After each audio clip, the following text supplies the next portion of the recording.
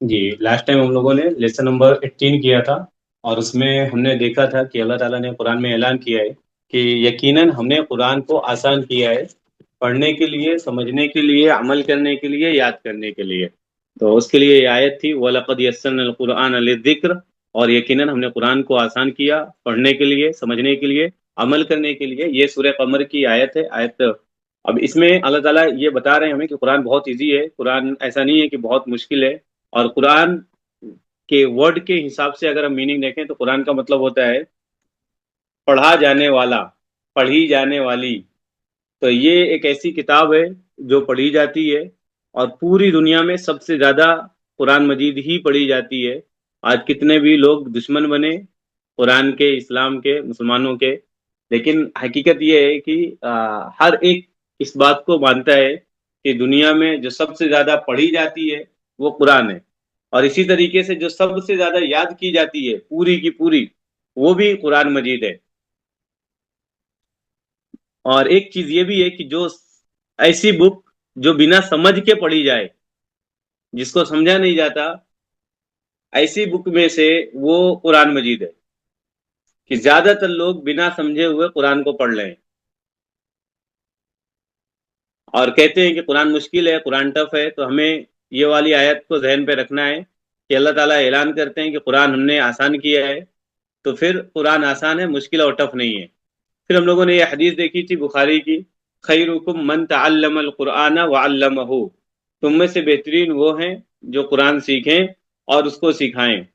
تو سب سے بہتر چیز یہ ہے کہ ہمیں ہمیشہ قرآن کا اسٹوڈنٹ بن کے رہنا ہے، قرآن کا طالب علم بن کے رہنا ہے، کہ تم میں سے بہترین وہ ہیں جو قرآن کو سیکھیں اور اس کو سکھائیں۔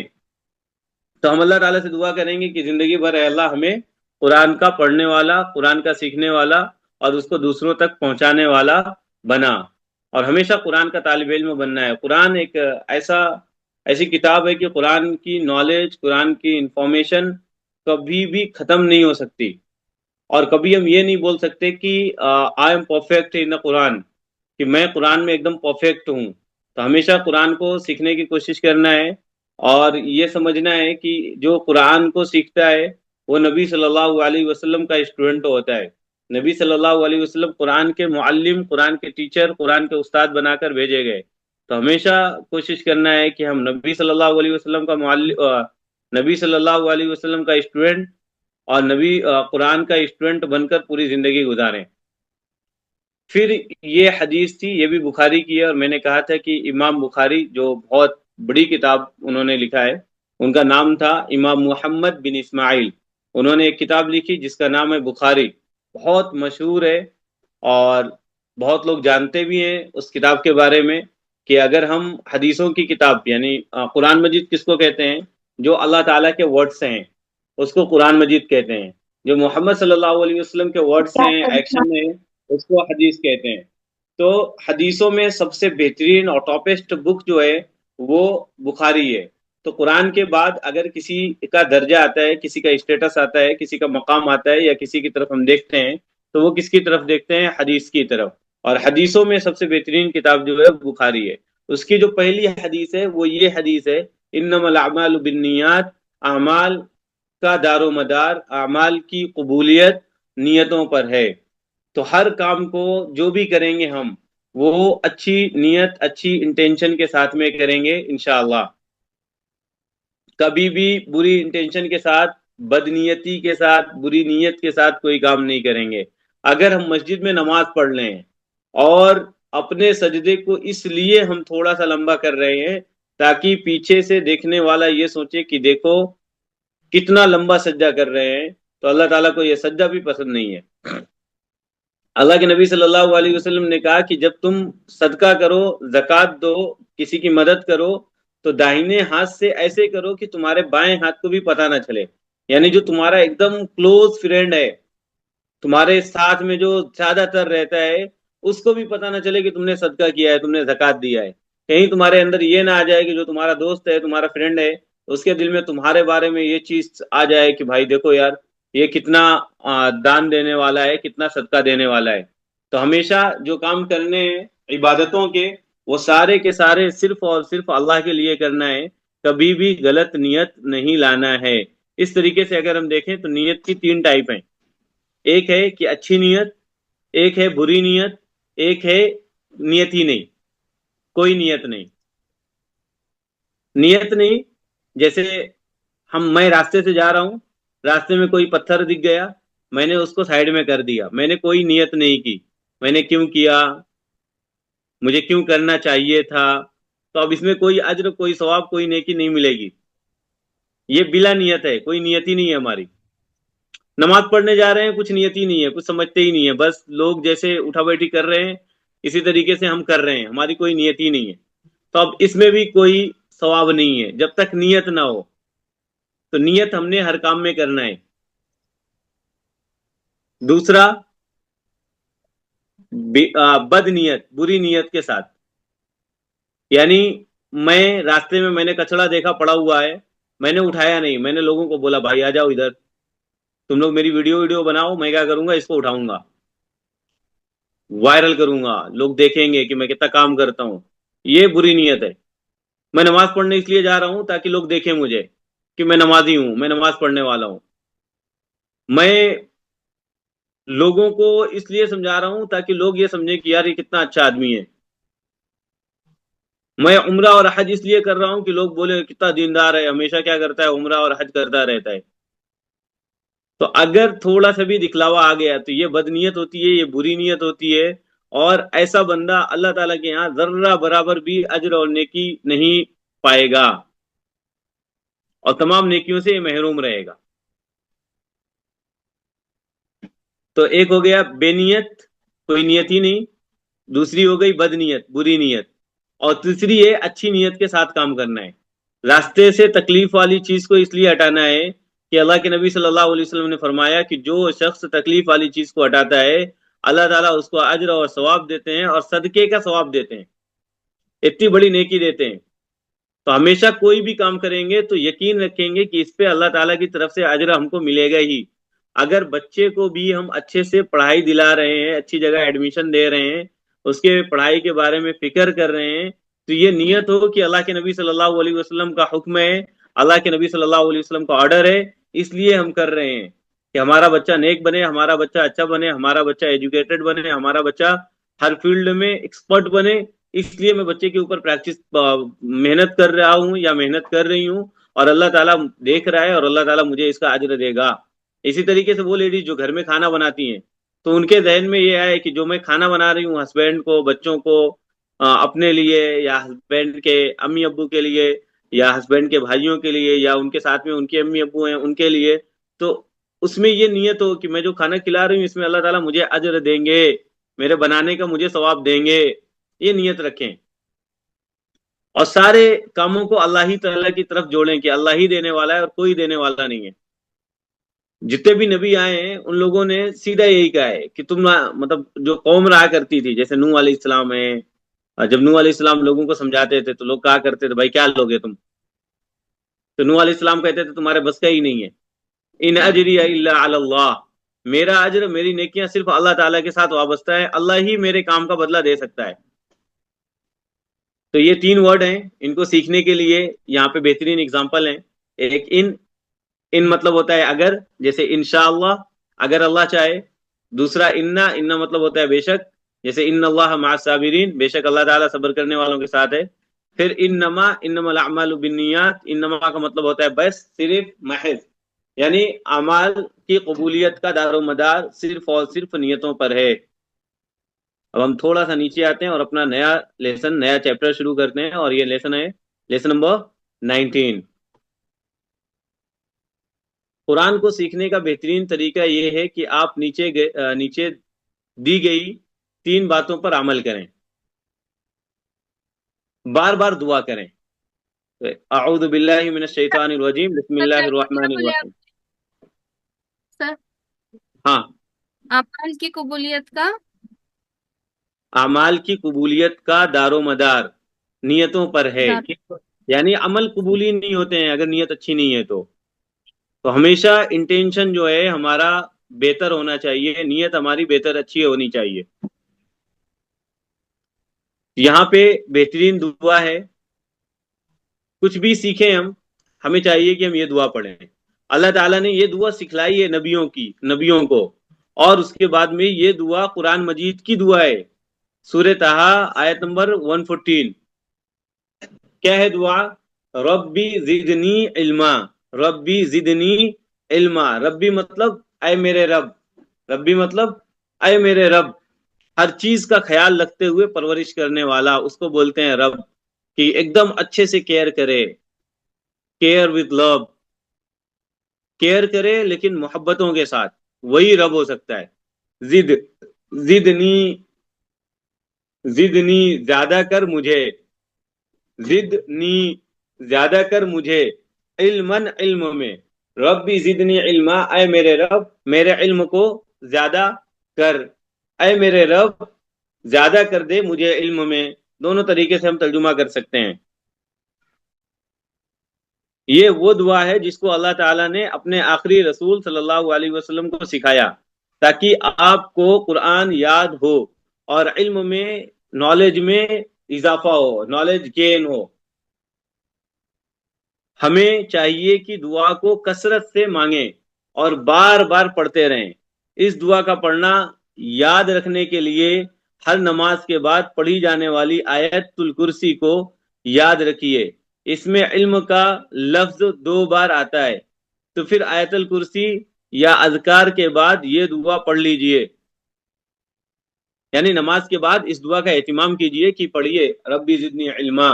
تو انشاءاللہ اللہ تعالیٰ آپ کے علم میں زیادہ دیں گے، ترقیاں دیں گے. اور جو ہوتا ہے نا 35 یا 40 پلس ہو جاتے ہیں، پتہ نہیں کیا ہو گیا ہے، ذہن میں کوئی چیز رہتی نہیں ہے، بھولنے کا میں مریض ہوتا جا رہا ہوں. کہاں پہ کوئی سامان رکھتا ہوں پتہ ہی نہیں چلتا میں نے کدھر رکھ دیا، ملتا ہی نہیں ہے.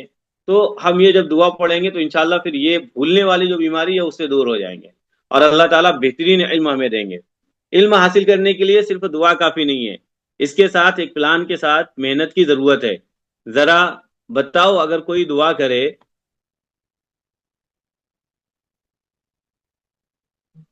اگر کوئی دعا کرتا ہے کہ اے اللہ تو مجھے امتحان میں اچھے نمبرات سے کامیاب کر دے، کہ میں ابھی ایگزام دینے جا رہا ہوں، میرا رزلٹ ٹاپ آئے، اور یہ بس دعا کر رہا ہے اور وہ پریپریشن نہیں کر رہا، بالکل بھی تیاری نہیں کر رہا. وہ اسکول بھی نہیں جاتا ہے، کالج بھی نہیں جاتا ہے، اور اگر کوئی انٹرنس کا ایگزام ہے تو اس میں پریپریشن نہیں کرتا ہے. تو کیا ایسا بندہ کامیاب ہو جائے گا صرف جو دعا کرتا رہے اے اللہ ٹاپ فرما ٹاپ فرما؟ نہیں کامیاب ہوگا. تو اگر ہم صرف دعا کر رہے ہیں اور کچھ کام نہ کریں تو یہ دعا کے ساتھ مذاق ہے. اللہ تبارک و تعالیٰ کیا کہتے ہیں؟ تیاریاں کرو، پھر اللہ تعالیٰ کے اوپر وہ چیز کو ڈال دو، اللہ تعالیٰ پھر کامیابی دیں گے انشاءاللہ. بعض نادان لوگ کہتے ہیں کہ جتنا معلوم ہے اس پر عمل کرو، زیادہ علم کی کیا ضرورت ہے. یاد رکھیے کہ اللہ نے صرف علم میں اضافے کی دعا سکھائی ہے. علم زیادہ ہوگا تو عمل کرنا آسان ہو جائے گا، کیونکہ یہ بات اچھی طرح سے سمجھ میں آئے گی کہ دنیا امتحان کی جگہ ہے اور اصل کامیابی آخرت کی کامیابی ہے وغیرہ. علم زیادہ ہوگا تو دوسروں کو سمجھانا بھی آسان ہوگا. لوگ بولتے ہیں نا کہ اتنا ہی جتنا پتا ہے اس میں ہی عمل نہیں ہو رہا ہے، آگے کیا کریں گے سیکھ کے؟ بھائی جب زیادہ سیکھو گے، اللہ تعالیٰ نے بہت ساری چیزیں ہیں جو دنیا کے لیے بہت اچھی ہیں، جیسے مال، اولاد، دولت. اللہ تبارک و تعالیٰ نے ایسے پراپرلی کوئی دعا نہیں سکھائی کہ تم مال کے لیے یہ دعا پڑھو. اللہ نے علم زیادہ کے لیے یہ دعا بتائی، ربی زدنی علما، کہ اپنے علم میں کیا مانگو؟ زیادتی مانگو. جب علم ہوگا تمہارے پاس تو انشاءاللہ مال بھی ہوگا تمہارے پاس، اور بہترین لائف اسٹائل بھی ہوگی تمہاری، اور آخرت میں بھی کامیابی ملے گی تمہیں. اور اللہ تعالیٰ قرآن میں کہتے ہیں قُلْ هَلْ يَسْتَوِي الَّذِينَ يَعْلَمُونَ وَالَّذِينَ لَا يَعْلَمُونَ. کہہ دو نبی کہ کبھی پڑھا لکھا اور ان پڑھ برابر نہیں ہو سکتے. تو کس طرح دعا کرنی چاہیے؟ اس فقیر کی طرح جو کئی دن سے بھوکا ہے، یا دل کے اس مریض کی طرح جس کا کل دل کا آپریشن ہونے والا ہے. کیا وہ ایک بار مانگیں گے؟ نہیں، بار بار مانگیں گے. ہم ابھی اللہ سے بار بار علم کی بھیک مانگیں گے کہ اے اللہ علم کی سب سے اہم کتاب کا ہر صفحہ ہم کو سمجھا دے. جیسے بھکاری ہوتا ہے کتنی مرتبہ مانگتا ہے، اگر اس تو رائٹ سائڈ سے آتا ہے، نہیں دیا تو پھر لیفٹ سائڈ میں آتا ہے، پھر سامنے سے آتا ہے، بار بار آتا ہے. یار ہم اللہ کے بھکاری ہیں، اللہ کے در کے بھکاری ہیں. اور وہی ایک در ایسا ہے کہ جہاں سے ہم مانگیں گے نا تو وہ کسی کو بتاتا نہیں ہے. باقی اگر ہم کسی سے بھی مانگتے ہیں نا تو وہ دنیا بھر کو گاتے ہیں. تو ہمیشہ اللہ ہی سے مانگنا ہے. اور ایک اللہ ہی ایسا ہے جو بولتا ہے کہ ہمارے بندے اگر مجھ سے مانگتے نہیں ہیں تو مجھے غصہ آتا ہے. اللہ کے نبی صلی اللہ علیہ وسلم نے فرمایا ملم یسأل اللہ یغضب اللہ علیہ. جو اللہ سے سوال نہیں کرتا، اللہ سے مانگتا نہیں ہے، تو اللہ اس کے اوپر غصہ ہوتے ہیں. تو اللہ سے مانگنا ہے اور بچے کی طرح مانگنا ہے. رو رو کے گڑ گڑا کے مانگنا ہے اللہ تعالیٰ سے. اللہ تعالیٰ ضرور دیں گے پھر ہمیں. پہلے تو دعا، اور دوسرا قلم اور سارے وسائل کا استعمال کرنا ہے. اب قلم، کیونکہ پین کے ذریعے سے جب ہم لکھتے پڑھتے ہیں تو بہت وہ چیز ذہن میں فٹ ہو جاتی ہے، میموری میں سیٹ ہو جاتی ہے. اس طریقے سے ابھی ٹیکنالوجی کا زمانہ ہے، ہم بالکل ٹیکنالوجی یوز کریں علم کے میدان کے لیے، نالج کو گین کرنے کے لیے، انفارمیشن کو لینے کے لیے. جو بھی طریقے ہو سکتے ہیں علم کو پانے کے لیے، وہ سارے طریقے کیا کریں، ہم لیں، ڈھونڈیں، دیکھیں. اب یہاں پہ اللہ تعالیٰ قلم کے بارے میں کہتے ہیں الذی علم بالقلم، جس نے سکھایا، الذی جو، جس نے، علمہ سکھایا، بالقلم قلم سے. تو الذی علم بالقلم، جس نے قلم کے ذریعے سے سکھایا. جب اللہ نے یہ فرمایا کہ اس نے قلم سے تعلیم دی تو ہمیں فوری قلم اٹھا لینا چاہیے. ہم نے انگریزی اور حساب جیسے دوسرے مضامین، دوسرے ٹاپکس سیکھنے کے لیے اب تک ہزاروں لاکھوں الفاظ لکھے ہوں گے. تو اب قرآنی عربی سیکھنے کے لیے قلم کا خوب استعمال کیجیے. ابھی دیکھیں، اپنے اپنے اپنے آپ کا جائزہ لیں، اپنے اپنے آپ کے ہی بارے میں سوچیں کہ جب ہم انگلش سیکھنے جاتے ہیں تو ہمارے پاس پین ہوتا ہے، نوٹ بک ہوتی ہے، اور کتنے سارے پین سے کیا ہو جاتے ہیں، ہم ختم کر دیتے ہیں لکھ لکھ کے. یہ ہوم ورک ہے، وہ ہوم ورک ہے، یہ کام کرنا ہے، یہ نہیں سمجھ میں آ رہا ہے، اس کی پریکٹس کرنا ہے. پھر اپنے بارے میں اندازہ کریں کہ کبھی قرآن کے لیے ہم نے اتنی محنت کی کہ ایک آیت نہیں سمجھ میں آ رہی تو اس کو لکھ رہے ہیں، اس کے پوائنٹس کو ڈھونڈ رہے ہیں، پھر لکھ رہے ہیں، پھر ڈھونڈ رہے ہیں، پھر لکھ رہے ہیں.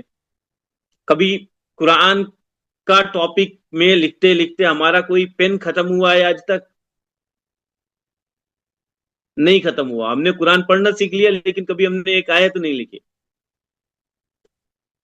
قلم اٹھا لیا تو کہاں لکھیں گے؟ ایک نوٹ بک خاص عربک کے لیے رکھیے. کہاں سے لکھیں گے؟ کچھ عربی زبان سیکھنے کی کتابیں لائیے. موبائل میں اگر جائیں گے تو زیادہ ٹائم ہمارا موبائل کی دوسری چیزوں میں چلا جائے گا. تو بہترین ہے کہ ہمارے پاس میں ہارڈ کاپی ہو. نئی تخلیق کے مطابق لکھنے سے سیکھنے کا عمل کافی مؤثر ہو جاتا ہے. مثلا لکھنے کے لیے پہلے آپ کو غور سے پڑھنا ہوگا اور سننا ہوگا. پھر جب آپ لکھتے ہیں تو دماغ، آنکھ اور ہاتھ کی انگلیاں سب مل کر اور بقیہ جسم خاموش رکھ کر کام کرتا ہے. اس طرح گویا سارا جسم علم حاصل کرنے میں لگ جاتا ہے. تو کیا کرنا ہے؟ پین کا استعمال کرنا ہے، لکھنا ہے. ہمیں پرومس کیجئے کہ ہم روزانہ کم سے کم 5 منٹ آیتوں اور اذکار کے معنی اور گرامر لکھ کے یاد کریں گے. سستی اور لاپرواہی نہیں کریں گے. اس امت میں سب سے کم علم قرآن کا علم ہے، جبکہ قرآن کا پہلا لفظ اقرا ہے، یعنی پڑھو. پڑھنے لکھنے کی عادت ڈالو، خاص کر قرآن سیکھنے کے لیے. اور جو بھی ہم ٹاپک سیکھیں، جو بھی لیسن سیکھیں، جو بھی سبجیکٹ ہو، اس میں ہم پین کا استعمال کریں. مزہ آئے گا، سمجھ میں آئے گا. تھوڑا سا ٹائم جائے گا لیکن سمجھ میں آئے گا. اب ہم میں سے کتنے ایسے ہیں کہ جنہوں نے ابھی تک ایک بھی ہوم ورک ہمیں بھیجا ہی نہیں، اور پتہ نہیں انہوں نے کیا بھی ہے کہ نہیں کیا. تو قلم کا استعمال کرنا ہے. قلم کا استعمال کریں گے تو پوری باڈی کام کرے گی. جب قلم کا استعمال کریں گے، لکھنے سے پہلے ہم اس کو اچھے سے پڑھیں گے تاکہ اس کو لکھ سکیں. اور جب لکھیں گے تو ہر ورڈ ہمارے دماغ میں بیٹھتا چلا جائے گا. پھر مسابقت کا جذبہ رکھیے، کمپٹیشن کا جذبہ رکھیے. اس آیت میں اللہ تعالیٰ کمپٹیشن کی طرف ابھار رہے ہیں کہ مقابلہ کریے ایک دوسرے سے.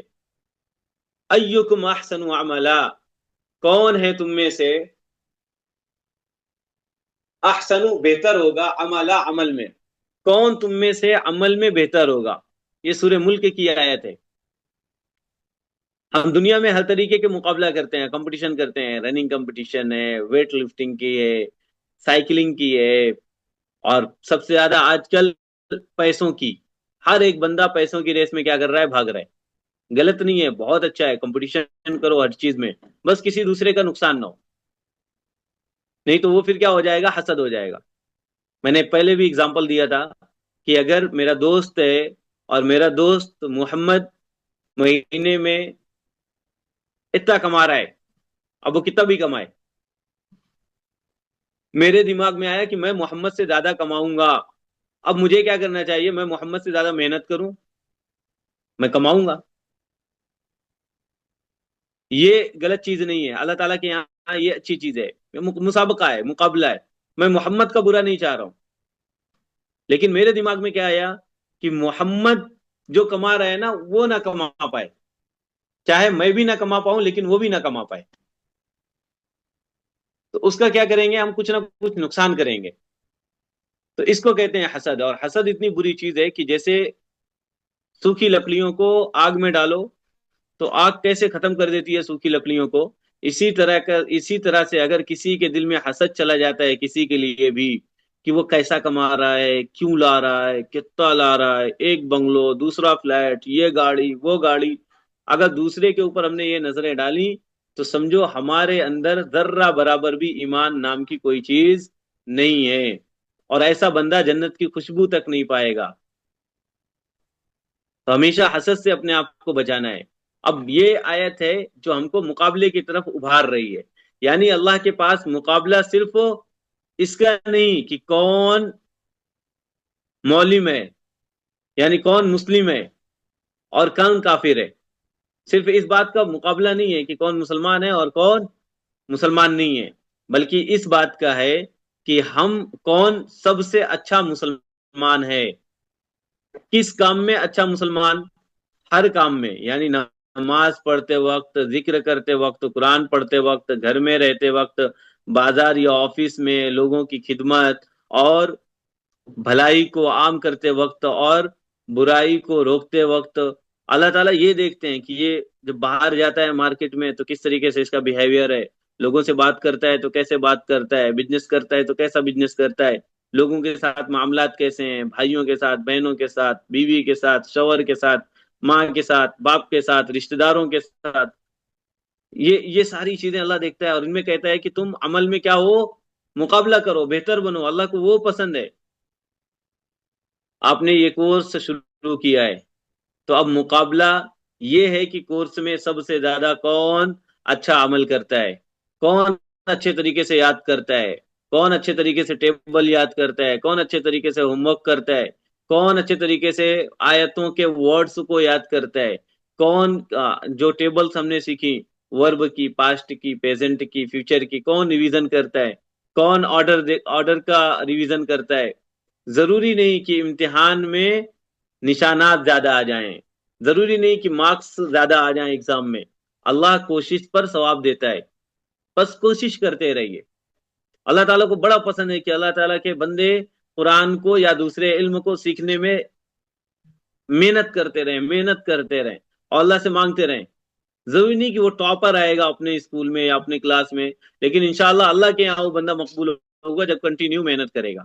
اور اللہ تعالیٰ قرآن میں کہتے ہیں کہ جو بھی محنت کرتا ہے، یہ میرا ایک کھلا ہوا اعلان ہے کہ جو بھی محنت کرتا ہے اس کو اس کی محنت کا بدلہ میں ضرور دیتا ہوں.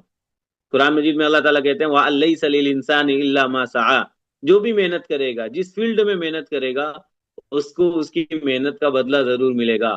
اگر ہم قرآن سیکھنے کے لیے محنت کریں گے تو انشاءاللہ ضرور ہم قرآن کو سیکھیں گے. پیسے کمانے کے لیے محنت کریں گے تو ضرور ہم پیسے کمائیں گے.